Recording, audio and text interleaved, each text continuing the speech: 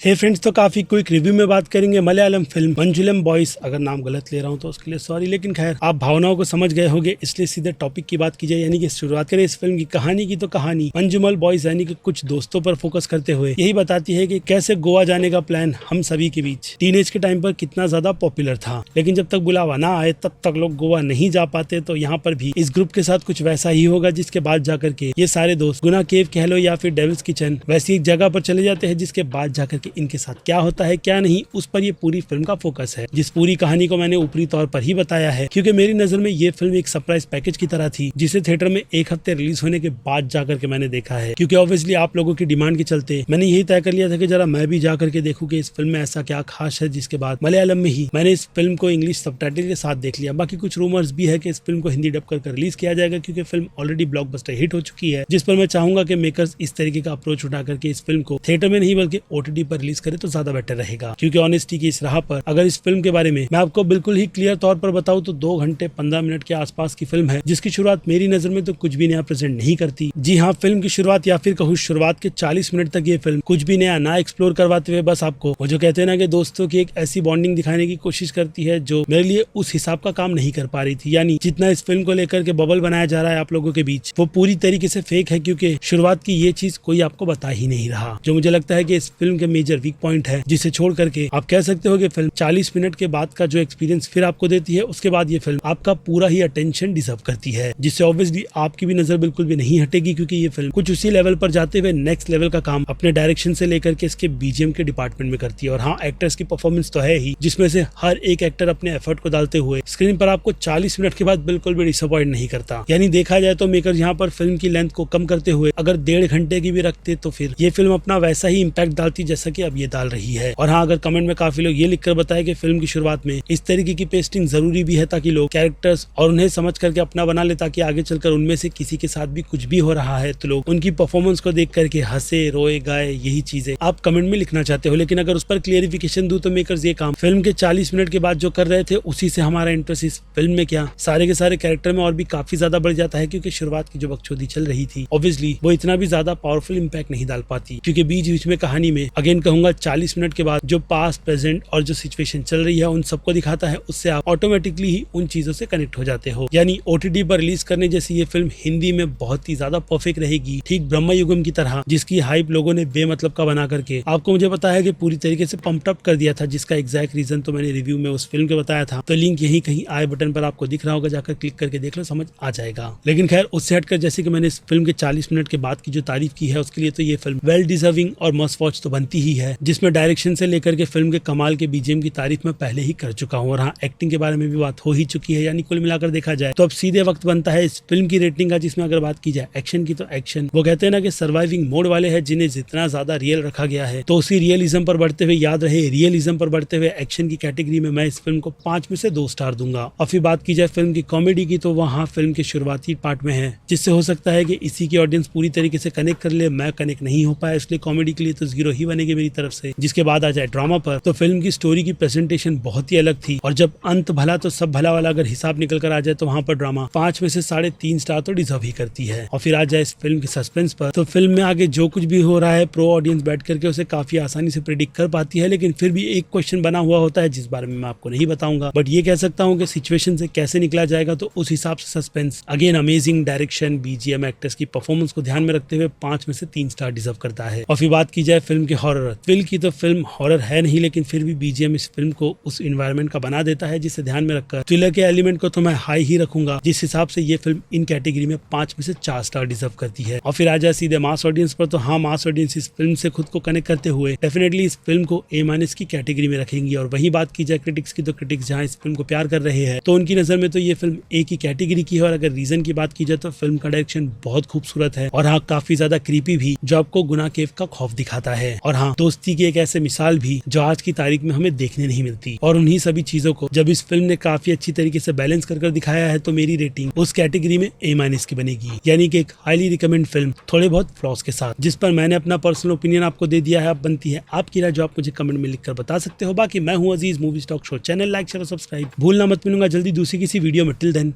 Bye.